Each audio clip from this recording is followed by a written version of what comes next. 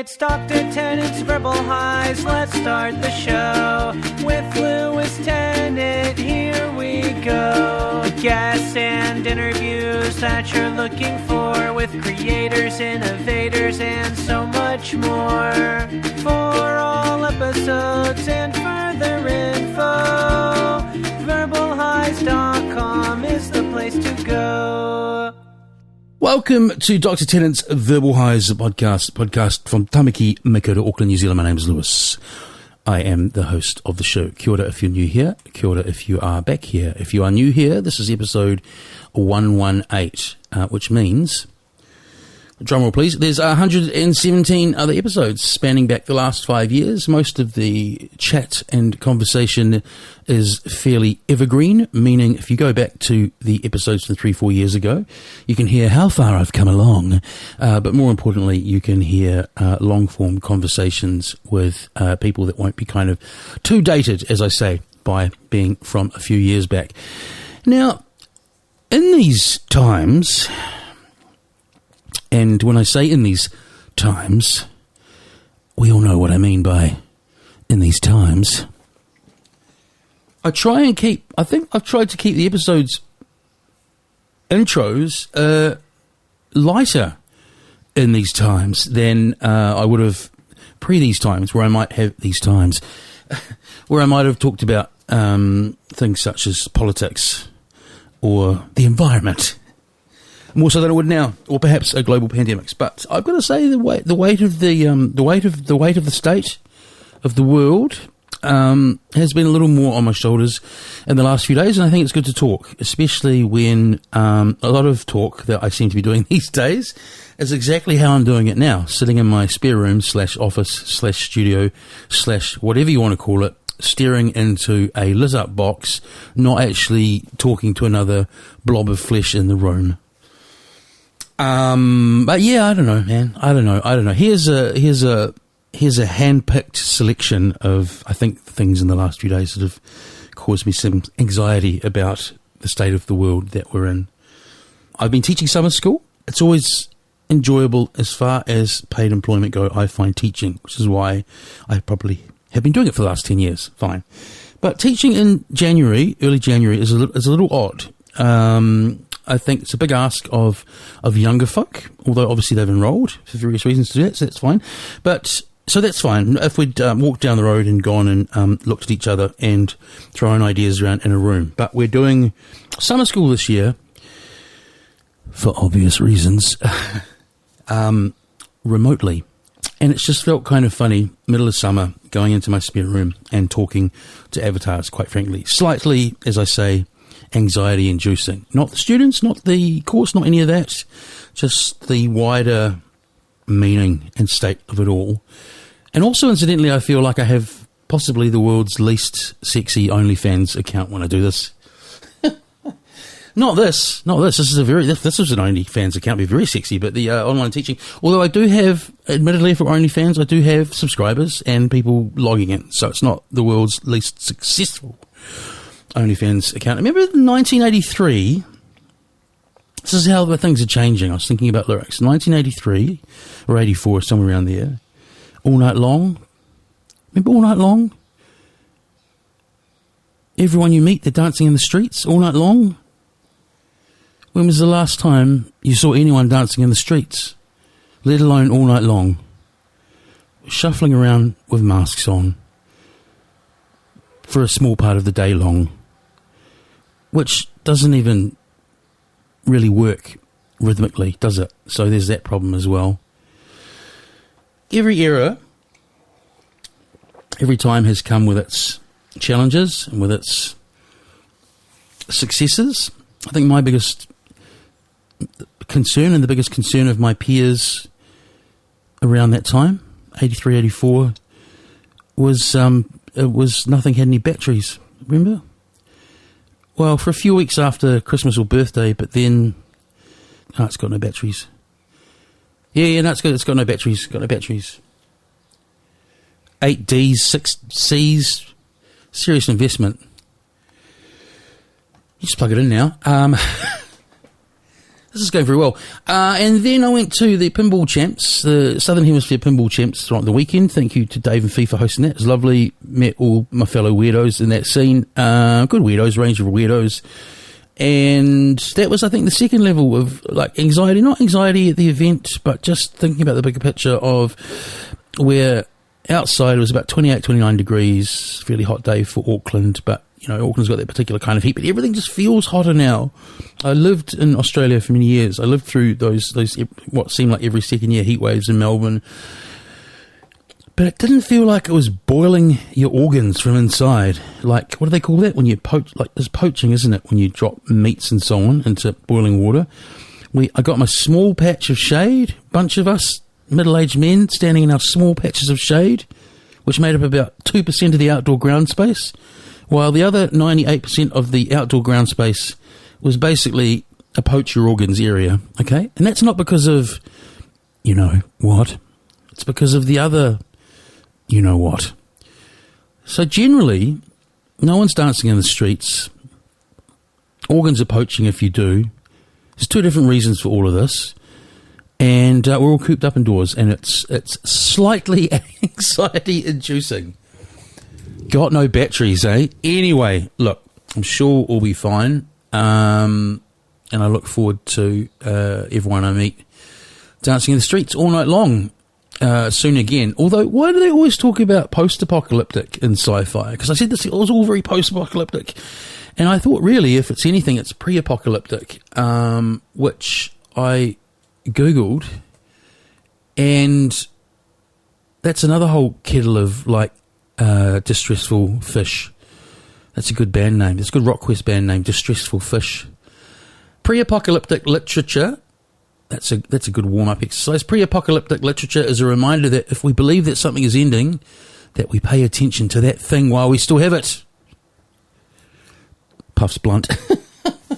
My guest today is Barney Weir. I know Barney from Wellington City, where we both came on up. We've hung out a few times over the years, but we're kind of like ships in the night in a lot of ways. He came on up where I had worked beforehand, Radioactive, which I've talked about a number of times on the show. He actually did a similar role. He did production and probably did some ad writing as well, which I had done. He also did shows, which I had done. The Black Seeds, of course, if you know their origin story, is very much tied up in that radio station. But I ended up away from about 99, 2000 onwards. And so I very much know the Black Seeds, but it occurred to me today I know the trajectory because I've followed them with interest and with, a flag waving of go those guys, go Barney. But I don't think I've ever actually seen them play live. And I kind of only know the hits. So I kind of maybe need to do a deep dive back on the music, and that's good timing because it's the 20th anniversary, or it's the 20th anniversary rather, of the first album being released in 2001. Keep on pushing. Go and buy the vinyl. Go and buy the 20th anniversary vinyl on their Bandcamp. It's also got their shows listed. Fry my pretties. That might be a good global warming, a climate change. Showing my age there. Global warming. Anyway, Fry My Pretties. Fly My Pretties are closing off WOMAD this year as well in the beautiful bowl of Brooklands in the Taranaki, where you can, actually, it just occurs to me, dance in the streets all night long, or at least the dirt roads that surround the beautiful lake and grassy area. It was a great chat with Barney. As I say, the times we have hung out, it's always been a good time. He's a lovely man. And, Verbal Highs on Twitter, Verbal Highs podcast on Facebook, Verbal Highs on Apple and Google Podcasts. You can also stream via Spotify or iHeartRadio. Basically, I make free content from my OnlyFans / teaching room, and I give it to large corporations, and then you listen to it. And then your koha, please, is to like, share, subscribe, and all that sort of stuff. I've got a bit of the internet as well. I bought some internet. It's at verbalhighs.com. Well, actually, I leased that off Squarespace, so there goes that. That's another. Anyway, verbalhighs.com, and you can also, while you're there, if you go to the main page, I'm organising a summit for podcasters called the New Zealand Podcasting Summit. Does what it says on the tin. First one's in May. Go and have a look if that interests you. Verbal High, straight down from up above. Kia ora. Aha. Aha. Oh my goodness, the timbre in your voice now. Oh, that's a bloody mate, you're bloody sexy now. Neumann. It's a Neumann. But I just thought that, oh man, that was going to be a fucking mare. It was, and it wasn't. It's funny how you say a Neumann, and yeah, mic quality is a big part of it, but sometimes it's just a crappy connection as well on the old Zoom, I reckon. Sometimes it's touch and go. Can you put your camera on? Yeah, sorry. That's all right. Here we go. I feel like I'm an OnlyFans account holder. Can you put your camera on, mate?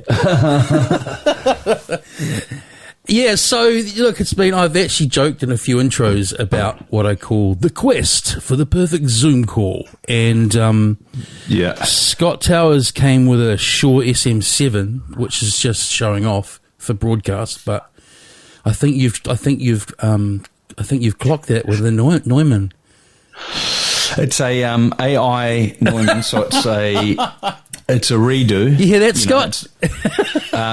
But it is officially a Neumann. It's just doesn't have all the other valve stuff because they don't need that really anymore.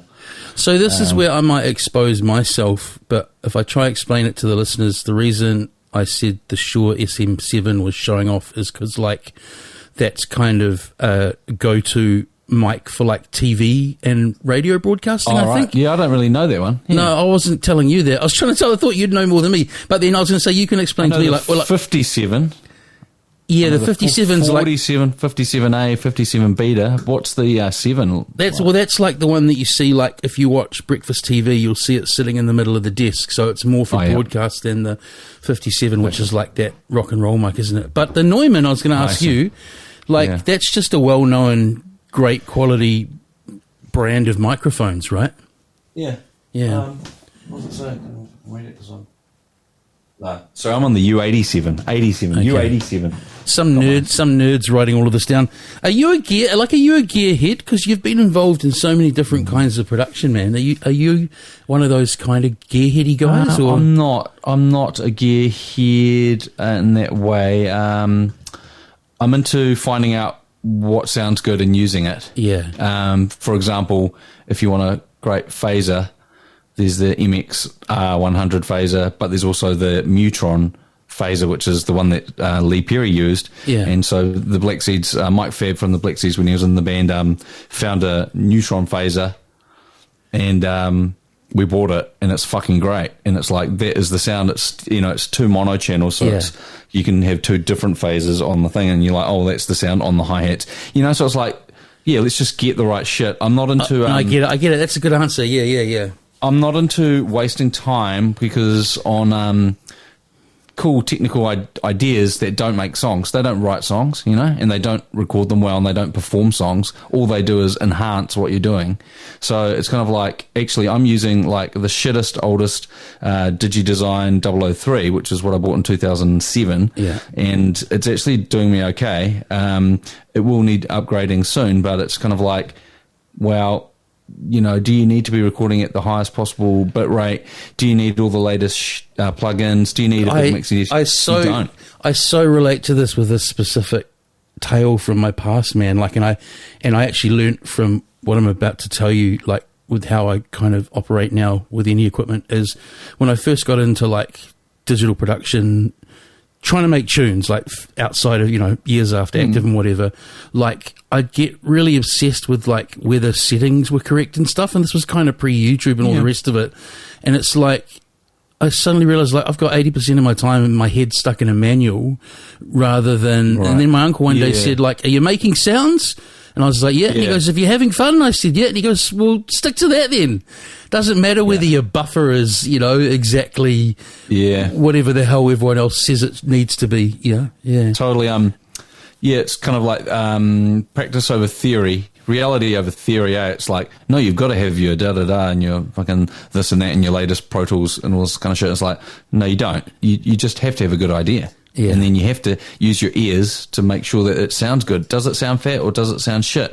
That's all I know in the eye of the beholder or the ear of the beholder, I guess. But you've got to use your ears and have faith in what your ideas are, because that's really all that counts. Did Iggy Pop and the Stooges sound very good when they did their shit? Not really, but they were raw and they had so much fucking vibe. Yeah. Did Jimi Hendrix have the best sound ever? No. No. Did he have the best tone ever? Yes. because he was all about tone. He was reinventing tone. Did Lewis have a good idea before he started reading the manual? Yes. Did he have a good idea afterwards? Exactly. No. But because he fried his noodle. Hey, have we started this already? Yeah, I go straight in. Yeah. Yeah. Well, fucking hell, that's pretty keen, isn't it? I stole this format. Like regular, like conversational podcast listeners will know that a lot of people do this. You just jump straight in. So you just said that you have moved into a new place. Congratulations. Yeah. We, me and Gemma and Miles live in New Plymouth now, and we're very happy to be living here. Yeah. Oh my God, you're such a staunch Wellingtonians. Why the move? Still a staunch Wellingtonian, but so am I actually. I can't afford a $1.2 million bungalow in beautiful Petone, you know? Yeah. And I'm not like a woo-woo guy generally, but I've talked about this on the podcast before. New Plymouth's one of those places that I get a vibe from, kind of like that bowl of living in Wellington. There's something about the power of a good mountain, I reckon. It's a nice spot it's there. Gravity, isn't it? It's literally gravity bringing all our shit together. Like, I mean, if you want to go... Okay, Mr. Science. Well, not Mr. Science, but it's total logical sense, isn't it? That the sun, we rotate around the sun. That's the biggest, star in our system. And then, what's biggest next to me? Well, it's actually Mount Taranaki, Taronga, you know? And then you find, but that's just purely on a gravity thing. But ideas have the same gravity, don't they? Like, ideas can bring ideas together and people together. So you got the whole of New Zealand to choose from, and well, some places maybe more than others. But was there a connection there already, like through your family or your partner's family, or you just like New Plymouth, or? Yeah, that's a good thing. It's like we were living in we had a baby and we were living in Paraparaumu, which was a great place on the Kapiti Coast to start a family. I mean, and we had kind of dreams, romantic notions of, wow, this could be the place for us. It's like beautiful and it's near Wellington and all that kind of stuff. And then, you look across the road from the house that we're renting or the next door neighbour, and it's like a shitty place that hasn't been done up since 1950, literally. Yeah. And, and it's $900,000.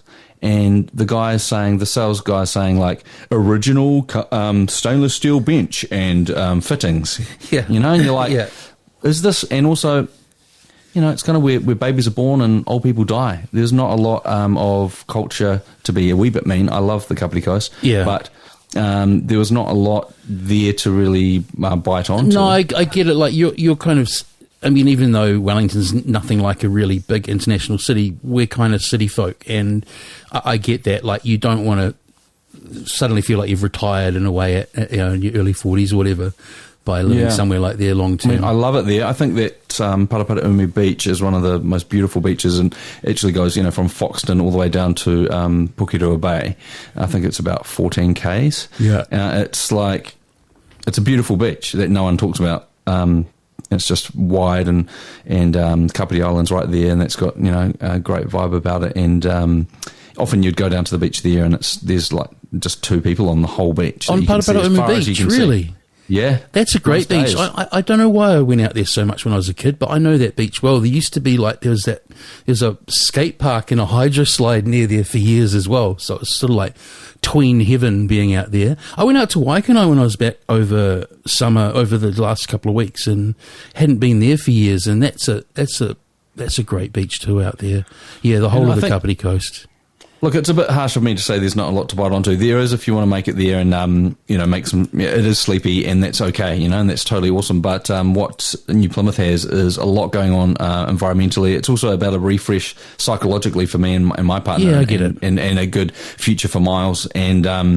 And so it's more about that, and about mixing it up. And 39 years in Wellington. Love it. Still love it. Will always love it. Yeah. Still going to be visiting frequently. And we have a family cocktail bar down there that Mum owns and runs. Yeah, I saw that.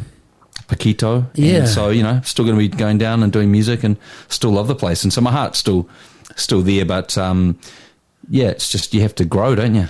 Yeah. I don't really go out to a lot these days, but I do really like WOMAD, so that's a reason that I will be Oh, yeah? Back in You're New going to Plymouth. come down? Yeah, I think I might come this year. It's just a matter Even of though finding it's some peaks to go with. less internationals? Well, that's the funny thing, isn't it? WOMAD is pretty importantly tied to quote unquote internationals because it's world music, but it's just such a great spot. And even down to like just practicality stuff. Like if you're camping and it feels like it's a little bit much, you know, you're like 2 minutes away from the middle of the city. It's ridiculous. So you feel like you're at a festival in the middle of nowhere, but you're bang in the middle of New Plymouth. And the Bowl of Brooklands is stunning, man.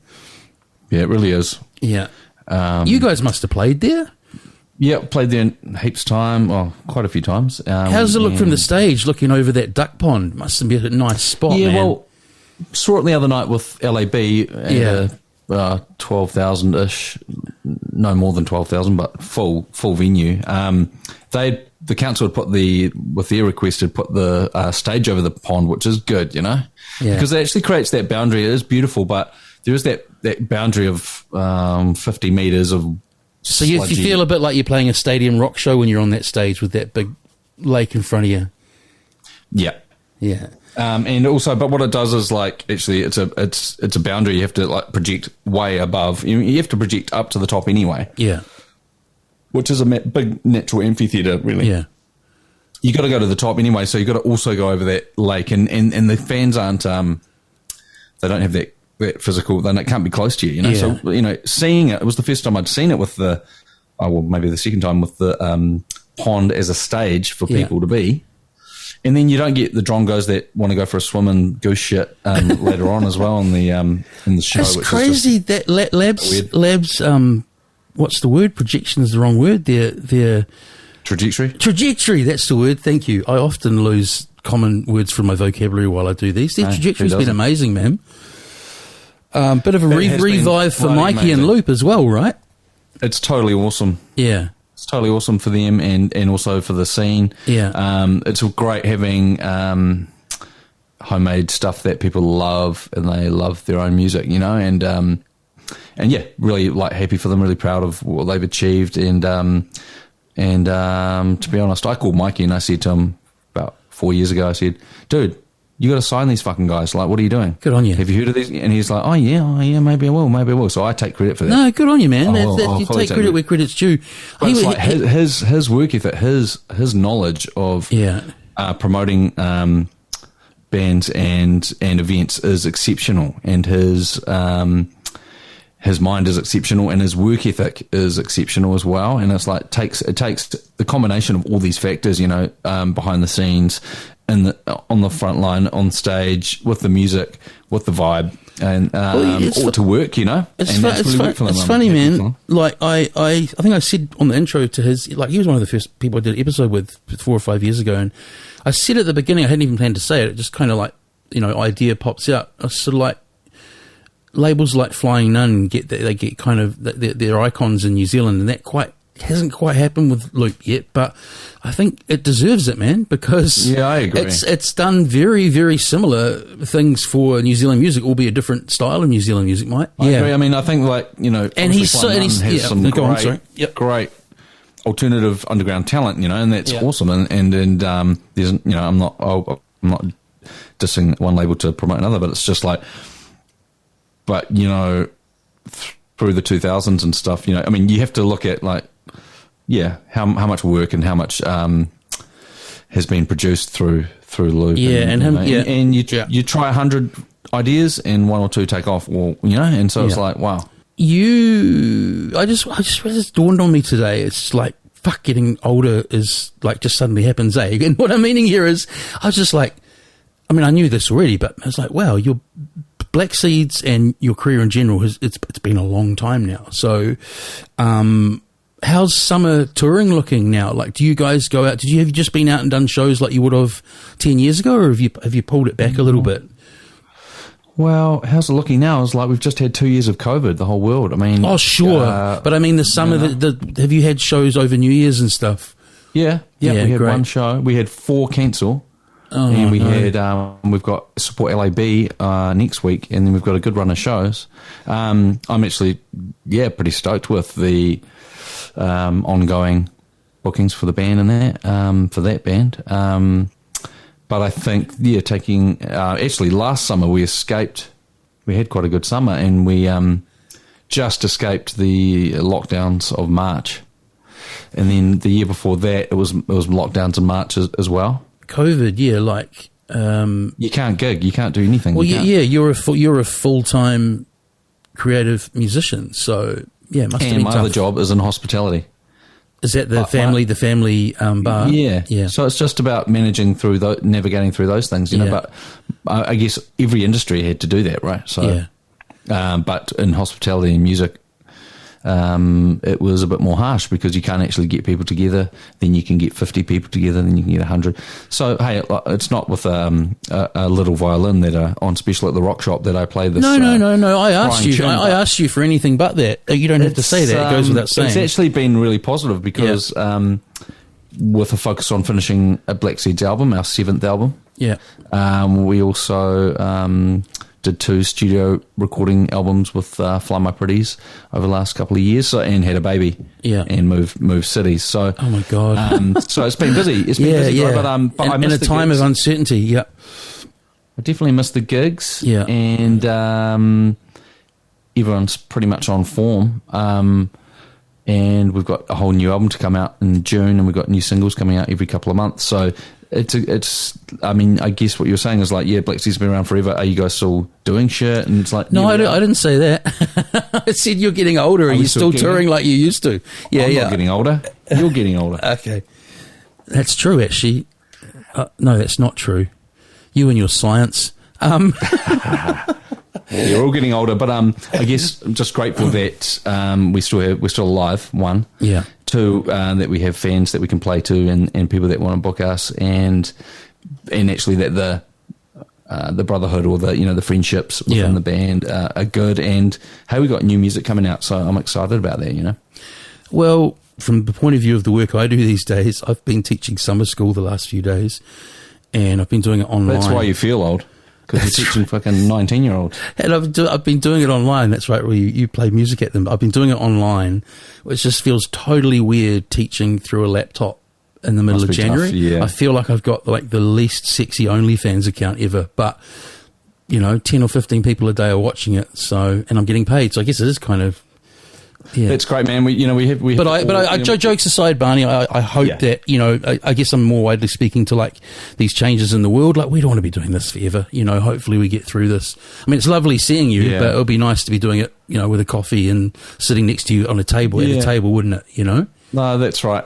Yeah. It's kind of like we've had to navigate and change our way of doing things, and recording the 7th album with the Black Seeds was really difficult in some ways, and also really refreshing in other ways, in terms of you're not all together playing and someone producing. You're overdubbing onto a cool idea and making it that way, which is, some people say, oh no, that's not the way to do it, but actually we've come up with some good stuff. So you guys have written an album together over lockdown?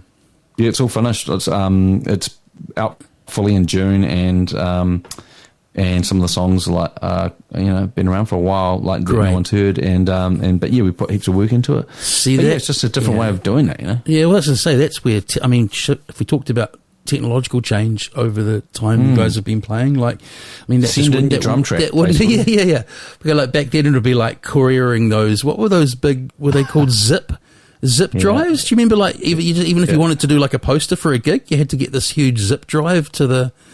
From the designer to the... So we'll talk about the origin story for a bit, man. Sure. Firstly, we're from separate poles of Wellington, I realised today. You grew up in the western suburbs, I grew up in the eastern suburbs. Where'd you go to primary school? Yeah, firstly, we had a stint in Dunedin. We're from Wellington. Yeah. Dad got a radio job in Dunedin for 1ZB or something. Yeah. And we went down there, and I went to Columba Girls Kindergarten. Yep. And which is not just for girls, it's a kindergarten for... I was going to leave that. I was going to leave that low-hanging fruit. Yep, go on. Yeah. And then we did 2 years there, and that's also when we met and adopted my sister Tennessee, and then we moved back to Wellington, and I went to Corey Normal School in Corey for half a year or something, and then we settled for a bit longer in Kelburn and went to Kelburn Normal School. So it's you and your sister, no other siblings, you and your adopted sister? And my older brother. Hamish, and then there's still another 3 on Dad's side. Really? What's Hamish do these days? Hamish lives in Prague. They've had a severe, case of COVID throughout all of Europe, and he's the older brother that introduced me to like Bon Jovi and The Boss, and that's right. Actually cool music. But back then, he had drumsticks, and he had a record player. Yeah, no drums. So he's like, no drums. Yeah. But, you just play on the bed. It's like you just play on anything. That's like when I met Redford from Shapeshifter before they really blew up. I met him in Melbourne and I saw him drumming. I just blew my mind, and all he owned was sticks. So he only played when he jumped on stage at that stage. Amazing, eh? So awesome. I suppose over the years you might have got a little bit sick of being asked about it, but it was a part of my childhood. So I'm going to go in like your dad's Dick Weir. Right. And it was probably broadcast nationally. So, or at least as a Wellington kid, like he hosted the children's hour, or what was it actually called on Radio New Zealand? It was he had a number of programs. Yeah. I definitely associate him with Kids Show. Yeah. Absolutely right. Yeah. But back in the day, remember, there was a huge budget for production of original New Zealand drama and material for kids and for adults. Yeah. And so he's part of the old school kind of voices, and from he was in the New Zealand Players, which was the touring group of young thespians that toured New Zealand doing plays, doing Shakespeare, doing all this kind of stuff. But I guess when I was born and after I was born, they did Space Station Z, and then he had a very frequent show called Ears, Erratic Attic Radio Show. Yeah. Ears. Yeah. And that was an hour every Sunday, I believe, on national radio. That's right. That's what I was trying to get to. Years. Yeah, did thousands of shows. Yeah. And so Letterbox Lizard was the character that was with Dad and Chrissy as the presenters. And so Letterbox Lizard, to do that, the voice of Letterbox Lizard, Dad would do it very slowly. Yeah. And then they speed it up on the reel-to-reel, and that would be Dad and him having a conversation. Right. So that, so so yeah, we're talking about Bowen Street. So if he was a lizard on that, I must remember him from other stuff as well. He's certainly an iconic broadcaster of my youth. You would have, there was also the children's story time earlier in the morning, and then there was Ears, which was a bit later in the evening. Yeah. You might have been, a bit older for that, not too much older. He did many years of children's producing stories, and reading and writing and recording stories. Some interesting trivia analogous to what territories music breaks in. I learnt this years after the fact. Like, Bad Jelly the Witch isn't like a big thing in Australia. Like, I lived in Australia and my girlfriend was Australian. Dad did Bad Jelly, a really good one. Yeah, she didn't know it at all, but it blew up. It blew up here, right? It blew up. I'm talking about it like it's like a single. Yeah. Oh, what'd you say? So Dick was involved in that, and going, we've got to play this. Milligan's the famous audio of Bad Jelly the Witch, right? And that scared the shit out of me. One time Dad said, I'm just going to, go and see a friend. Do you want to come in? I'm like, no, I don't want to come in. It's like, okay, well, stay in the car and listen to Bad Jelly the Witch. On your own? In the car. Yeah. On my own, like, listen to Bad Jelly the Witch. And scary, but awesomely scary. You want to listen more. Weirdly, years later, some guy you know much better than me because he's one of your good mates. I was in a Wellington Repertory Theatre production of Bad Jelly the Witch, probably first year of uni, end of school. Wow. And I was the policeman who's the apple tree, and Brett McKenzie was another character in it. Awesome, and that doesn't surprise me. Yeah. I think they were kind of I think we were basically like the childhood free labour, and they'd pack the Repertory Theatre 2 weeks a year, 3 days, 3 shows a day with children, and we'd cover all their more serious adult productions. Repertory Theatre, it turned into like a nightclub or whatever in the end. Absolutely. It's a strip club now. It's a strip club now, it is too. Right, so it was also, I've been on that before that, it was King's Theatre, was a movie theatre. I saw Back to the Future there. Oh, wow. Better memory than me. Oh, yeah, there was maybe that was Cinerama that was around that spot. Anyway. So Dad had the studios, you see, so I'm when you go to Dad's work, I'm it's not a drag. I mean, it kind of is, just like everyone, oh, God, I've got to go to Dad's work after school, whatever. Yeah. He's making productions in the studio, you know?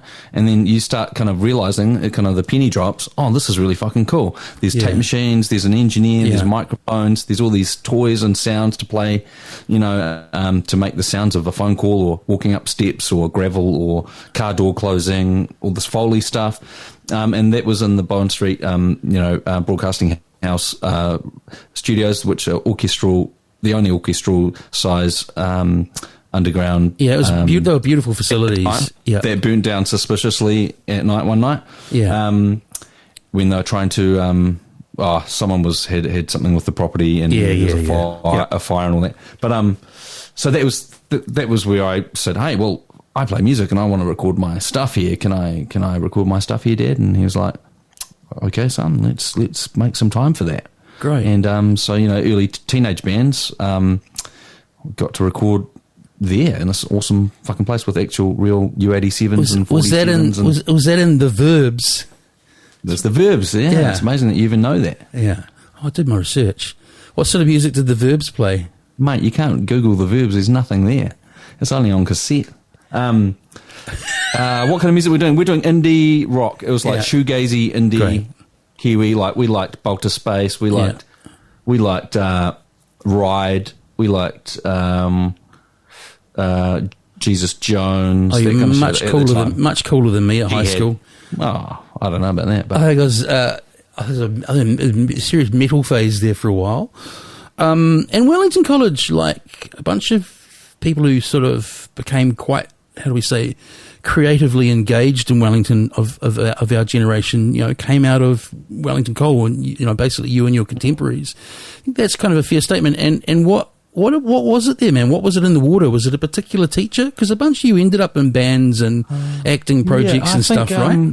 Well, Brett McKenzie also went to Kelvin Normal School, and there's the school in the Glen, Rara Intermediate. Yeah, sounds right.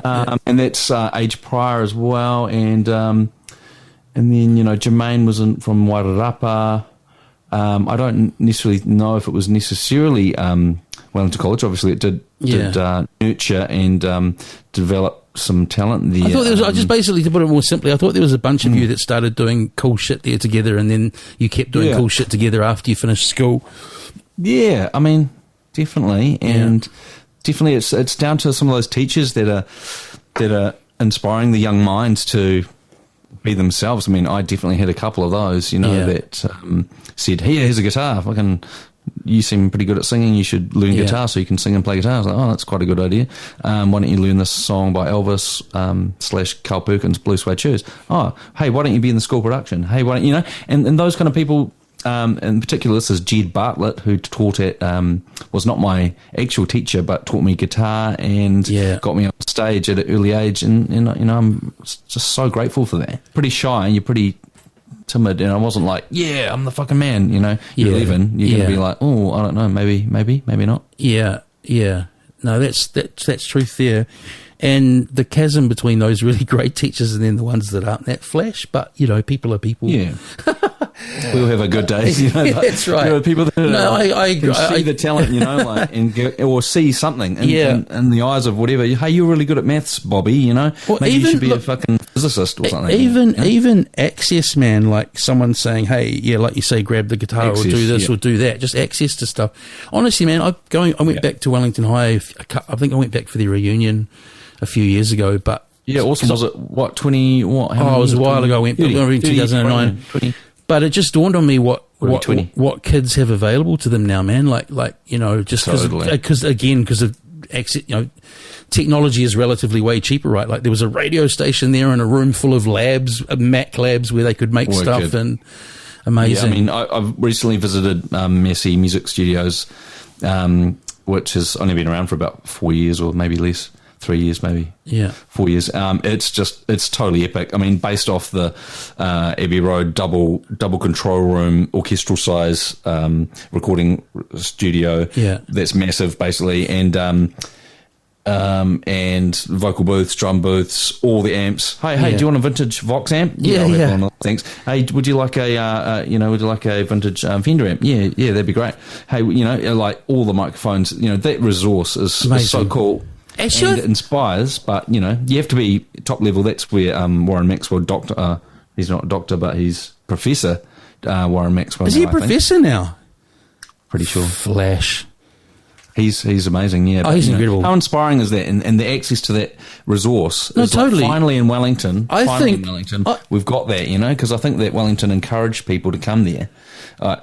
She had from there, he had like a whole Fur Patrol, Fat Freddy's Drop, maybe the Black Seeds, Trinity Roots. Yeah, being on the map. And make music. But it's actually a big ask because there was fuck all there. I think I might have actually, as a line I've kept using every now and again over the years, I might have actually stolen it from you or someone in your band reading an interview, but I'm pretty sure I remember one of you saying, like, back in the day, it was amazing knowing someone who had a CD burner, So, and that's really true. So, like, meeting Lee and him being, Have you done a Hubble High with Lee? I'd love to. Yeah, he should be on your list. Yeah. I remember him turning up at Active as a very young, before interning was a thing. In New Zealand like it is in the States. He was an intern at Marmalade. He actually bought that old desk out of production at Active that had been used for years. But anyway, I digress. But the Trident? I'm not sure, possibly, yeah. But Miles really and everyone made stuff on it for years. But yeah, I'm kind of putting words in your mouth, but I assume it was quite revelatory meeting someone like Lee who was collecting all that gear and learning how to use it and...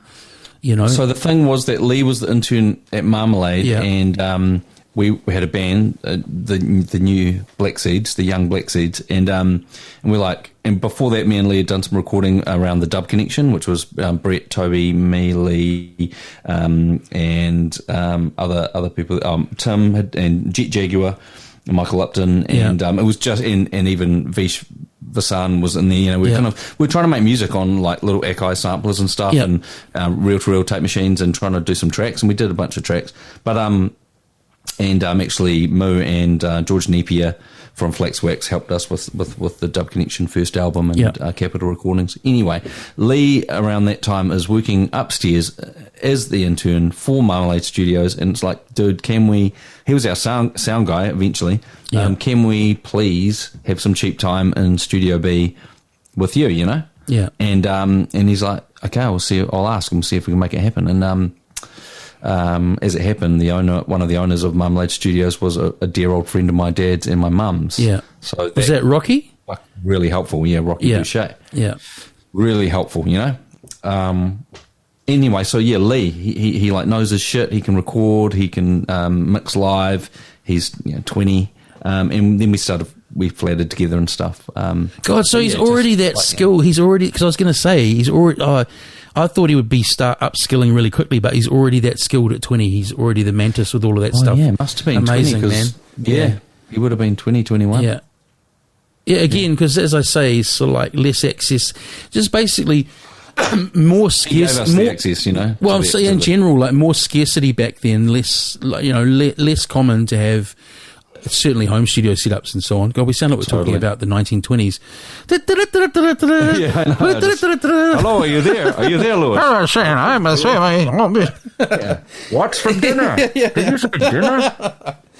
And you made ads there for a period. You've told me about that, how it was good for like getting your kind of creatively fertile, playing around on gear and stuff. I'll tell you what that's been good for is editing. Yeah. Pro Tool, editing, which is a chafe, and hopefully you don't have to do much editing if you do a good performance, but there's still editing you got to do. But yeah, moving stuff around, chopping, and having those quick key things a wee bit down. But yeah, it's been a couple of months since I've been in the studio, but that's okay. But yeah, like just those things that are muscle memory that from doing maybe 1,000 ads or maybe more, I'm not sure, but getting used to it. But like you say, creating access to music, Radioactive.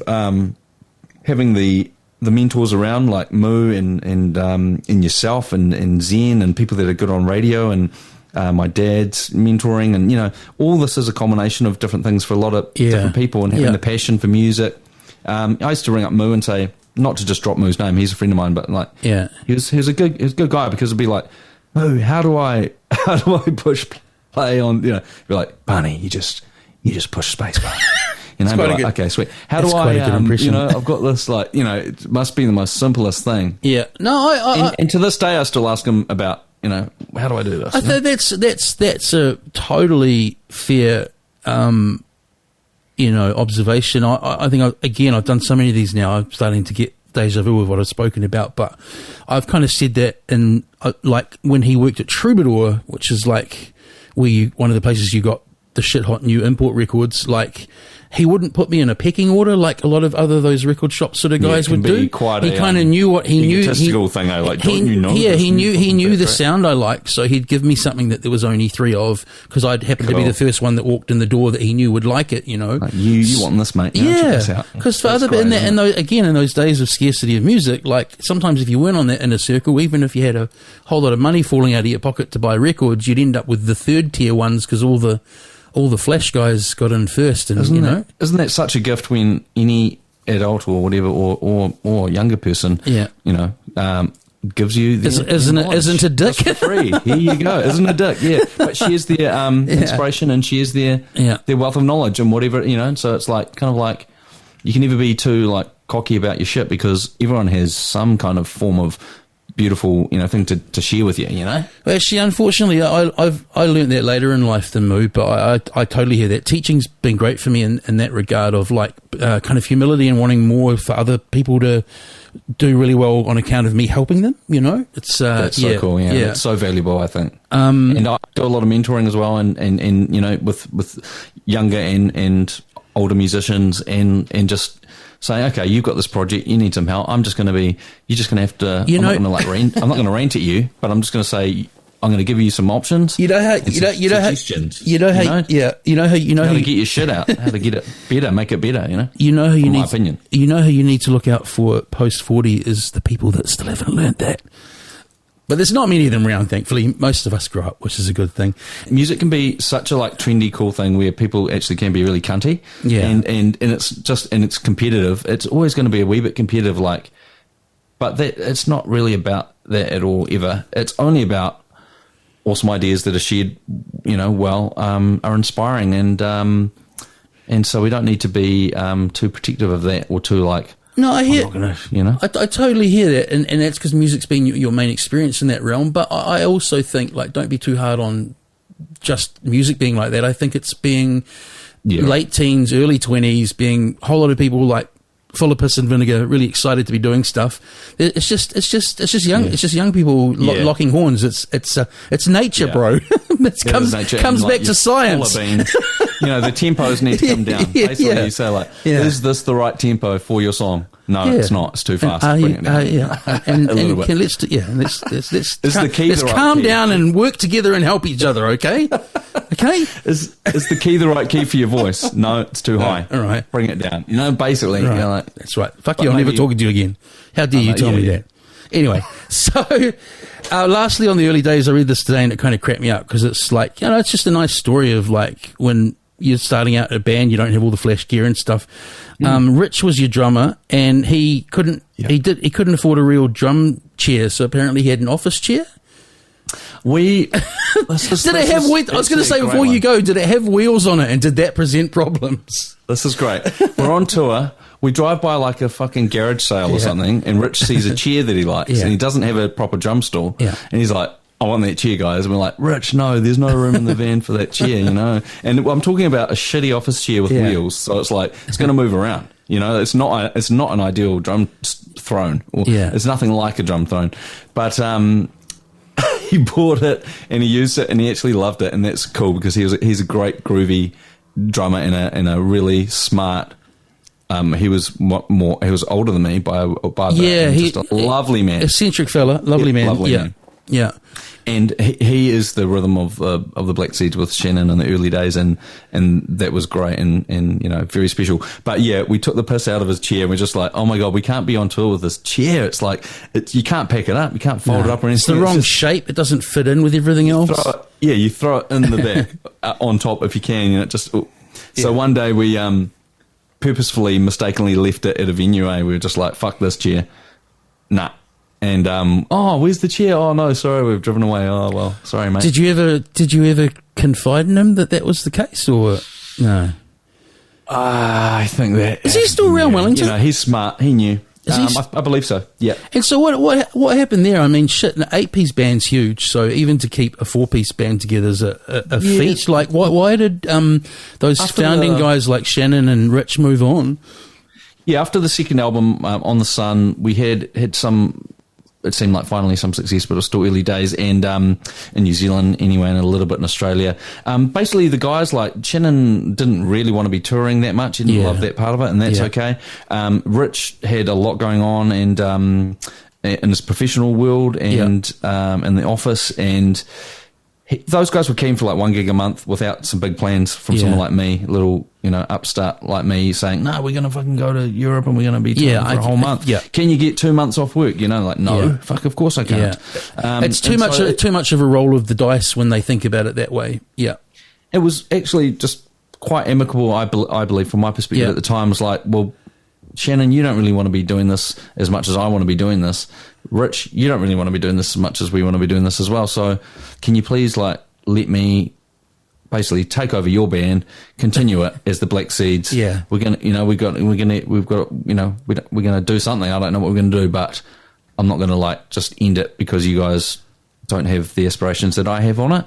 And they were just so awesome about it. Yeah. And so, they believed in me and believed in the future of what I could see, which, it never turns out how you kind of thinking. But, and they said, yeah, you're probably right, Barney, go for it, Great. And that leads me to something I was going to ask earlier, but put down, but here we are. When you kind of left school, or, in that sort of, that phase of what am I going to do with my life long term, was there a plan to be a full-time musician, or did that kind of happen through Black Seeds and so on? Was this in the back of your mind before you actually had something that started to do this?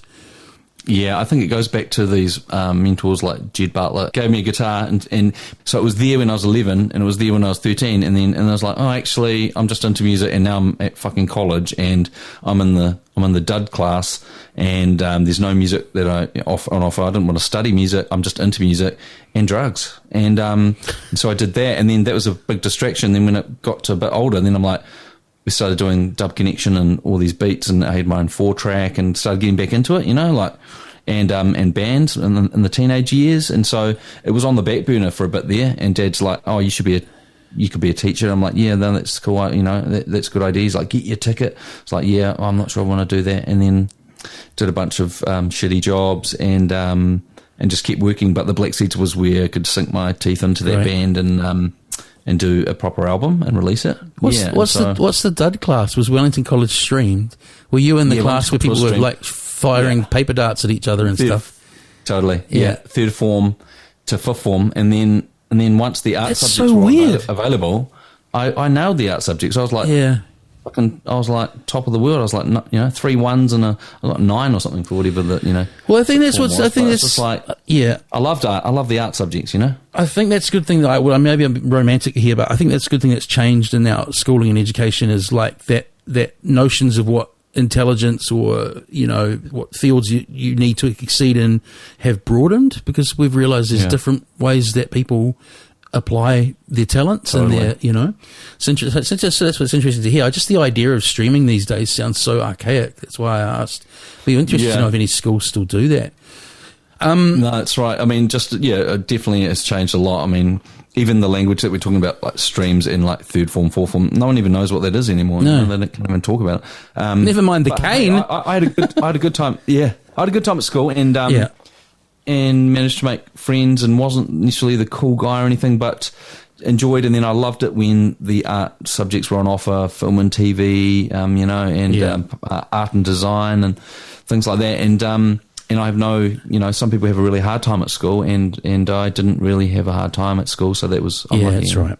Going back to those early years, another thing I found interesting that I kind of spotted today was you saying that, and this speaks. The reason I want to talk about this is it kind of speaks to like how long often it takes for creative projects to really find their footing, even in the even if it's in the eyes of the creator. You're saying that you really felt that it wasn't until that second album, 2006 or 7, that you thought the band. 2004. When was Into the Dojo? When was that? 2007. 6, yeah. 6, yeah. So I quite, you might not forget this quote, but you were saying that you felt like that's when the band really found its own sound. Like you were a great party band, as you said in your words. Yeah, I mean, I think On the Sun actually is the beginning of that. It was more of a funk reggae album, but then with Mike Fabb really getting involved in the production on Into the Dojo, and that was our number one album in New Zealand for a number of weeks, and not that means necessarily anything, but it was just like it means something. We're here, we're here, Yeah.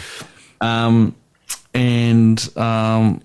mean, interestingly, not to blow trumpets, although there is a trumpet on the album, not that I play, is that 6 weeks at number one in New Zealand's only been done by 660, LAB, someone else, and the Black Seeds until recently, and then LAB have broken that record, I think, having an album 6 weeks at number one, which is awesome. And remember, this is when CDs were actually a thing.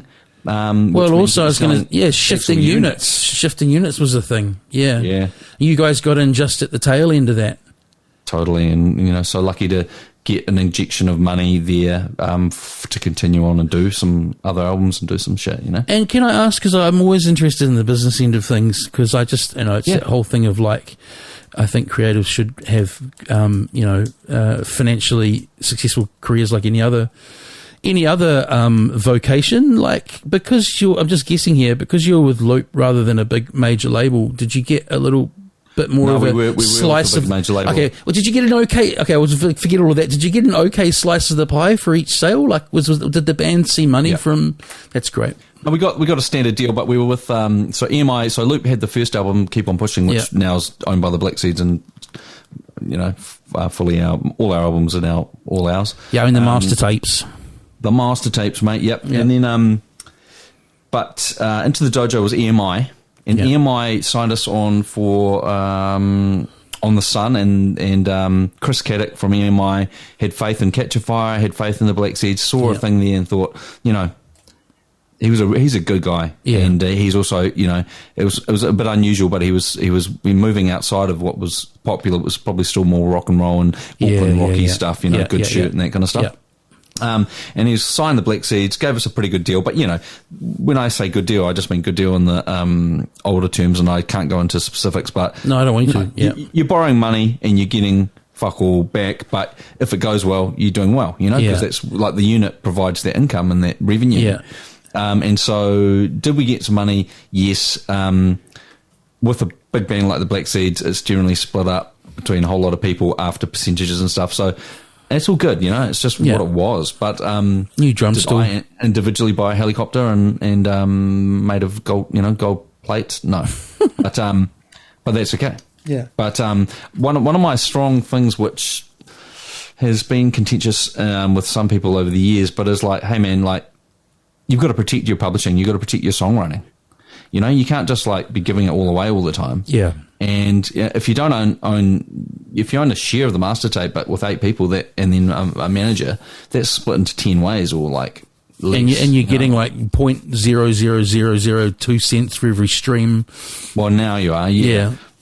So I'm like, I'm pro writer. I'm pro like, if you made it up by yourself mainly, and then you get the band to add their bits, you've got to give them something, definitely. You've got to have, the contributions need to be equated, and it's really hard to do. But it's also quite simple, like, 1, were you there? 2, what did you contribute? Yeah. 3, is it on the final recording? Or, and those are the things that I've been strong about, because as a songwriter, I've written like over 200 tunes or whatever, and you just, if you give it all away to everybody, then you are left with nothing, and you've done all this work and been inspired.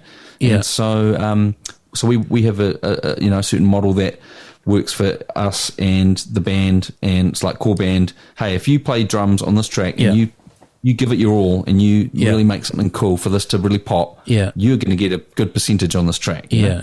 Yeah, right. Rather than that sort of Lennon and McCartney and everyone else fend for yourself kind of model. Yeah. Yeah. And what Well, about last thing on the session guy. the business side of it? That's right. In the business side of it, like licensing's a thing people talk about a lot now. I know you got a tune on Breaking Bad. Is that sort of thing worthwhile when it happens? Yeah, it is good. That was Brett was the main songwriter on One by One, and One by One was in a really good scene with a cooking meth in the desert. Yeah, and but it was just more that it was a montage. There was no dialogue over it. Gotcha. And so it's kind of an action scene. That was good. Yeah, I mean, cool. You know, you get what, $40,000 US for that initially, and then it's a lot of people are hearing it, and it's being played every day somewhere in the world. So that's right. That's that broader thing of like when Savage. I was speaking to a guest about this recently. When Savage got on to Knocked Up, like, yes, it is the actual, like, in that case, the people buying the tune off iTunes, but it's the broader, like, hey, this person Savage now can exist in the North American market. So you're right, it's the exposure thing too as well. Yeah, heaps of fans from that series, you know. So like, how did you 1 minute or 40 seconds of that song on that big series? Yeah, gets you a whole lot of fans, and that's really cool. Yeah, I found this Flavor Flav tune I'd never heard. I'd never really heard Flavor Flav solo, but there's a scene in Breaking Bad with this great tune called Unga Bunga Bunga, which I still chop now. It's a great track. But anyway, cool. So I discovered the soundtrack. And then lastly on that, like, how did you weather because it just felt like everything changed overnight. Did you give it much thought, or how did you weather the extreme change in the music industry? Yeah, we were lucky in terms of where we were positioned. So we had a number one in 2006, and we had good results, after that. But we were right when Napster was happening, and that was the sign. And then we were already on Facebook, later, and we're already on the net. We already had a website. We were positioned well to be available, to be seen, to promote our stuff over the different platforms. Yeah. And now, I guess we've had heaps of material out, so that's quite good. But hey, man, I mean, it's Spotify is not the only way to listen to music. I still buy digital and collect vinyl and stream on different platforms. But to me, I'm a bit more old school, and I just need to own it. Like, if I really love a track, I will pay $2.39 for the track. Oh, look, and also everywhere. I want to be able to play it when I'm in the middle of the bush, when I'm on the beach, no reception. I want to be able, Yeah, totally. And if it all goes Skynet or whatever, and we lose the matrix, you've still got it. At least if your hard drive survives, you've still got it. But also, it just occurred to me now when you said that, like, if you're of a certain age and above, $2.37 for a bit of music's actually really. Do you remember what an import CD would cost? It's a bargain, $38. Oh, yeah, totally, 42. Absolutely, and even a regular like Barn CD would be $32 or something. Down to Ellen CDs. Yeah. On Lambton Quay. The other day, one great thing about being in Taranaki, being in New Plymouth, is the cash converter still has shit worth buying. So I was down there the other day, two Pioneer CDJs, Pioneer CDJs, $90 each. Wow. 95. Did you buy them? I'm like, fuck yeah. I've got like $20,000 worth of CDs that I need to play. Well, also, they're good quality. Even if you're not DJing on them, they're just good quality. They're good quality CD players. That's great. Keep that under your hat. Don't keep talking. Don't keep talking about bloody New Plymouth cash converters. God, the amount of listeners this show gets. It'll be. Yeah, that's all good. Yeah. Eight people. Did we thing like we're still? I think it's all.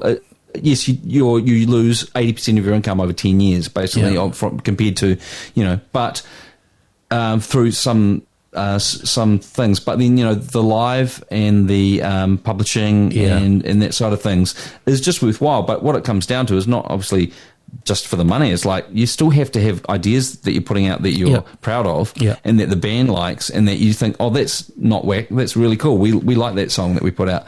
Like you start making shit, and then you're like, well, what's we shouldn't be making this shit under a different name if we're going to we don't make shit, so it's just kind of like your integrity artistically needs to traverse and navigate those scenarios. Like you need to. we want to put out good stuff. We still will, and that's what being an artist is. I mean, so 8 people logistically surviving so many years. I think about things like touring. Remember, it's changed. The lineup's changed a lot. Over the years, but I'm just saying in general, like a band of eight people. Like, how's your? I assume your approach to touring and so on's changed, just to like keep everyone's head together. Yeah, definitely. We've had times when we've pushed it too far with the schedule and on a low budget, and and then there might be things like, hey, you're having a baby soon. It's like, yeah. Oh well, let's. Can you do this tour? Let's fucking do it right when you're having a baby. Yeah. Not a good idea. Things like that. That'd be great for the rest of your life. Some things that I feel bad about when you're so driven that you, the blinders are on, the blinkers are on. It's certainly not about money, but it's about opportunity drive and opportunity. Yeah, and you're like, we're going to be in Germany, and it's like 2 weeks before you're having a baby. Are you all right with that, mate? And you're like, yeah, sweet. And then a mate of mine in the band's baby is born while you're on tour early, 2 weeks, and has complications. And you can't fucking be there. Yeah. And you're like, well, this is totally our fault. Like we created this risky scenario where you now have had your child and you're not fucking there, and that sucks for you. And so there are some of those regrets, based around that. But yeah, there are other, sometimes. Well, touring is really exhausting, and when it's on a small budget and it's not at all luxurious, or it's well planned, but it's like really a big call. Yeah. And you're driving many hours a day, and all those kind of stories in a shitty van, with no headrest and stuff. You're like, actually, what we are really tired now, and we are like just turning up at the gig. So you just gotta, I just imagine you come up with like sort of like. Even if that's not, I don't mean like carved into stone, but I imagine you just establish rules and protocol over the years as you learn that makes things easier, and so you don't end up with someone's stinky sock up your nose when you wake up. Even basic stuff like that. Totally, totally. No, there is protocol and rules, and it's also a really loose, Wild West. Anything goes as long as we're operating. Can we operate 14 days into a tour if you play every night, apart from maybe one night a week? You're like. You start getting tired, like you go into a different, almost, you might be going to a different country every day. Yeah. And hey, it's really fun. I really love it. Not everyone loves it, and it's quite a high kind of pressure, uncomfortable scenario where you're like, great. Oh wow, here's a packet of chips. Oh, that's awesome. You have to make fun out of it, and make it fun. But yeah, certainly grumpy times. I've had mine, or got too pissed, or on the drugs too hard, and you're like, "Wow, you've got to hold it together for that show because that's what it's all about," But then I really hope it's that cliche of like, once you get on stage, if it's a good show, it's like everything, all of that other stuff's gone in that time, right? I think that is not necessarily cliche, but is can happen. But it's about saving your energy and getting there safely, and then everyone getting on as well as you can, and playing the stuff and playing in tune, and like having your head together. And it really, you can really fuck it up when you go too hard for like too long, and then it really is. It's a labour of love. I think about like why it's so common to tour those kind of like super DJs now, because it's just one person plugging on in rather than a sound check and getting 8 people there and all the freighting of equipment, and it's just such poles apart when you think about the logistics around getting onto that stage, isn't it? Totally. Hey, how was Brazil, man? I know that's a few years ago, but that must have been a real eye opener and different spot to produce music in. 2 trips to Brazil. One was it 2006, I reckon. Yeah. And with the OE Brazil. Yeah. And made some music with some stranger musicians that were cool and interesting and challenging for an album that Bacardi paid for, basically. Yeah. And then the Black Seeds actually about 3-4 years ago went to Brazil and did. We played a Vans 50-year Vans party. They were doing parties all around the world, and they said, "Hey, we want the Black Seeds." And I was like, fuck, that's awesome. We're definitely there. And then we said, well, while we're there, we should do as many shows as we can. So we did about 10 shows. Yeah. And it was a party, and it was one of those scenarios where, you're burning the candle at both ends. And so how do you get your music out there when you tour Brazil beforehand? Like, how do you get the word out about who you guys are? Is it mainly, are there lots of Kiwis in the audience, or... There were actually, I was really impressed when we did our first few gigs that were just us, and it was just to make up for going there because we were making the effort to go. Yeah. Like, say, like a old bodega size gig, maybe 300 people. They were all young people, Like, they were all like 20, 22, 23, and they knew the lyrics. This was like, they knew the lyrics to the old first album. But expats or just locals? Whoa. Sorry, Barney. Is it expats or just local Brazilians? No Kiwis at all. Amazing. Great. I mean, I can't even remember like what the area was. You said you had some. So you didn't even have anyone on the ground there promoting you. It was just you got it out online. No. That's fantastic, bro. We had Bobby Brazuca, who was our tour manager with our manager. Like, who was our man there, and it was really fun. I was really surprised that there's a Brazilians love the Kiwis and they love the Black Seeds, but they don't have access to it. So, they came out and we did a few good small shows, and we did that Vans show, and we had a time, and we came home. Did they give you heaps of free shoes? We got a pair of free shoes, each. Yeah. The most for the very important question. Green boot Vans, like the smaller half, three-quarter. Timeless. We had a great time, but it's awesome to, you never know where your music is, and that particular occasion, it was great to be somewhere quite exotic and fun, and music's a huge part of their culture, and great to see our music in that context. So there would have been a point, I'm guessing here, there would have been a point where actively you were a Black Seed, you were musical director and performer in Fly My Pretties, and you had your solo project Flash Harry going. Was there a time when all three of those things were happening at once? How do you manage that, bro? How do you even care?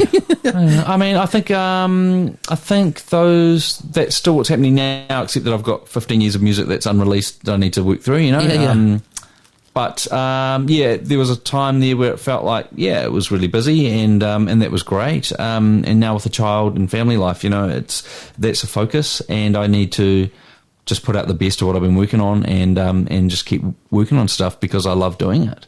And so those guises or those bands, I'm really proud to be in, but want to add to want to keep delivering something that's good to the bands and to the concepts. But I still feel like I've got a lot to prove kind of creatively in the music side of things. Do you with Fly My Pretties, because I was looking at good old Wikipedia page this morning, and it's like the list of people who've been on stage with that project is amazing, if only for the length. There's so many artists on that. But have you been on stage or involved with every performance throughout that whole thing? Yeah, not every every gig, every album. And because that's a machine unto itself on there. I mean, we're not like a touring kind of band really, and so we're working on a new project now, and we're going to play. We're headlining WOMAD on this last band on the Sunday at the Bowl, which is going to be great. And so we've got a kind of a special set for that. But it is a special thing when you bring different people from different backgrounds and with their own talents and their own sound together. And there's also room for a growth and a refresh as well in that project. I saw you guys, the main time I've seen you was, I got to totally guess here, it would have been around 2010, and it was an Auckland Town Hall gig. Oh, yeah. And my key observation was, outside of the show being, stunning production-wise and musically, what was really awesome about that gig is it just looked like all of you guys trying to out-fun each other.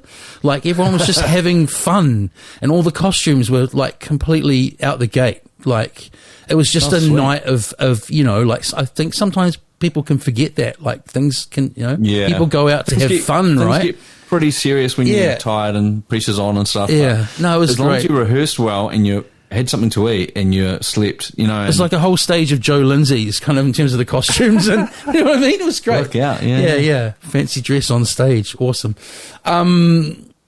So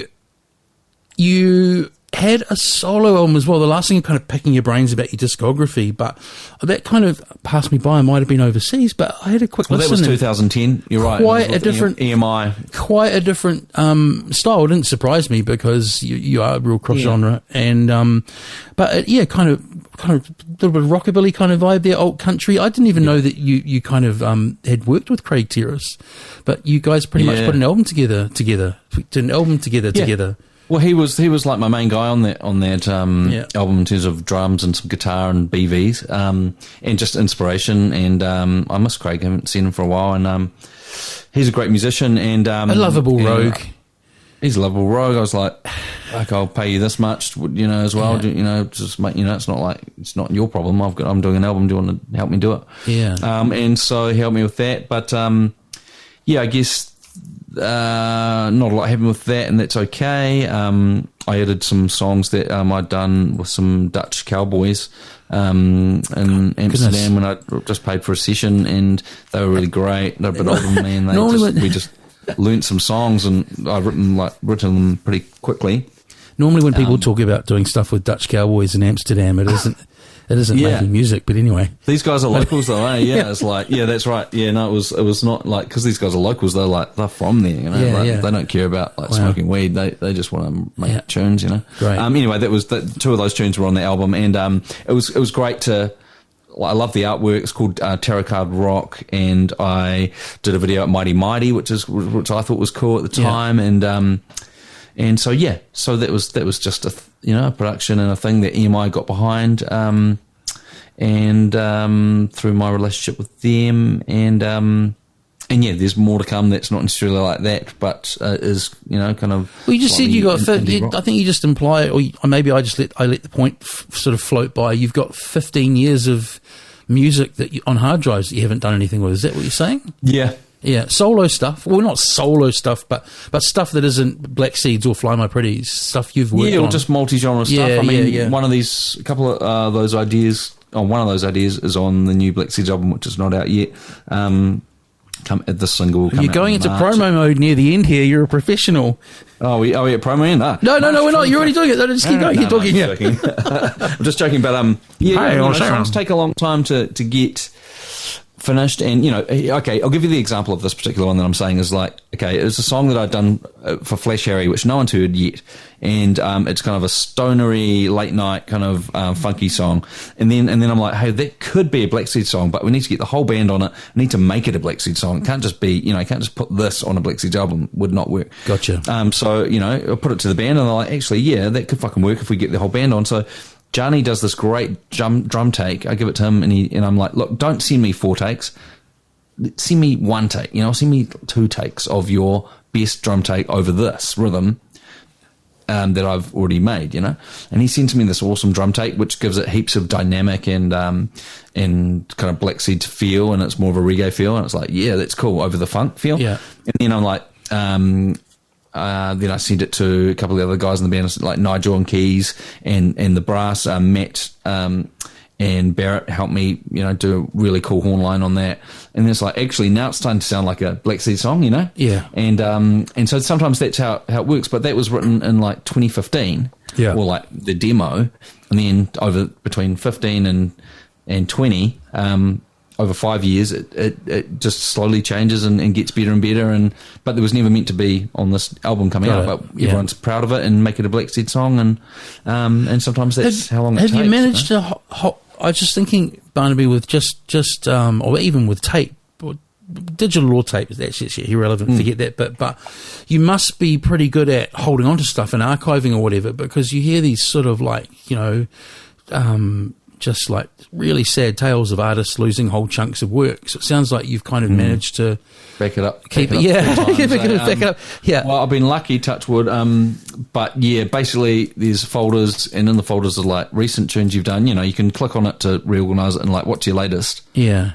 And then you go through and you go, oh, actually, that reminds me, that's quite a good tune, And so recently I haven't been so active because I've been on the domestic tip of moving and doing family stuff, and that's all good. But I'm just pleased that the pressure's not on to write new stuff because I've got all this other stuff that I need to just kind of finalise. So, bro, you could almost keep that quiet and just like have prolific output for the next 20 years and just go through all the back stuff. If it's good. You hear the story about RZA?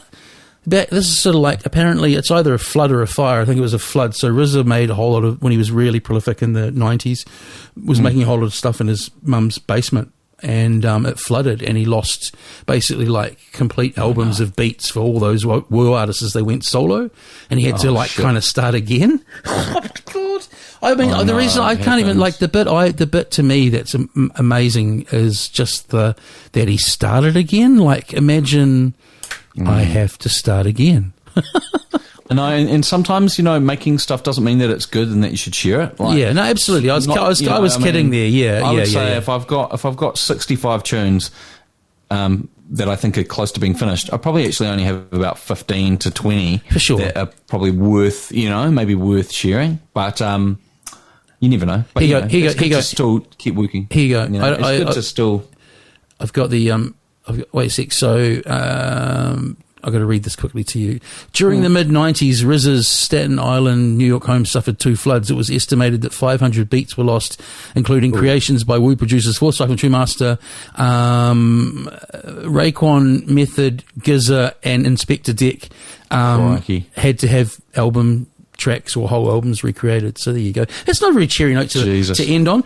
Before you go, how's it? Hey, this is what you got. Yeah. This is what we got now is the web. Yeah. And and they didn't have that then. So like you back up your shit on everywhere and Right, my studio room got really badly burgled last year. I'm so sorry. Yeah, and actually, it was the year before now. That's good. I'm over it. I realise it's time's flying. But yeah. I had...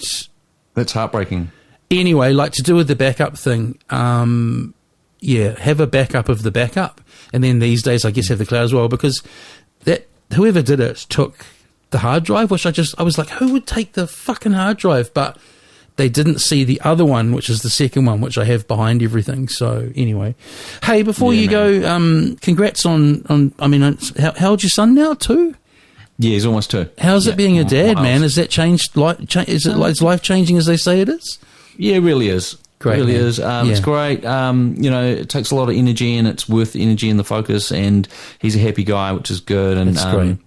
And yeah, I mean, it's a balance of also being a happy person yourself and working on tunes, and doing the other things as well. So yeah, it's a balance of time between the partners and making sure that you're trying to do all the things, and yeah, man, I learnt a lot. All the things, recently, keep happy, healthy. Sounds good to me, man. Thank you. Yeah, thank he's you. Inspiring. I'm going to. I'm really glad you switched to that really Flash Neumann. It's really up. It's really up. But I appreciate the time, and I was wondering why did it take you so long to ask. You asked me a while back, but why did it take so long? It's like because you actually know a shitload about my history anyway. Yeah, and other reasons, but But I'm hang on, I missed that. Why did you say which? What? Why did I say what? Why did? Why did it take you so long to get me? You said that to me. 20 or whatever it's going to be. Yeah. I don't know. It's not really a question. I'm just saying you already know a lot about my history anyway. That's so right. Yeah. It might be less interesting for you, even though it's great to have this conversation. And I hope that your listeners get something out of it. And stoked to be on, man. Thanks, Barney. Take care. And I genuinely, if I go to any festival in the near future, I'm looking at WOMAD. So now I know you're around near Plymouth. We'll have to. You'll probably be really busy with band and stuff, but we'll see how we go. See if we can connect there. Well, local tips or insights into good food and come say hi. Cool, come say hi. All right. Well, maybe you should do it. Why don't you do a fucking microphone? Bring a microphone and interview some of the Fly My Pretties at WOMAD. There's a special WOMAD fucking episode. Oh, I'd love to do a podcast there if you could come to organise it for me. And then just chat with people. Okay. We'll talk about that later. That sounds great, man.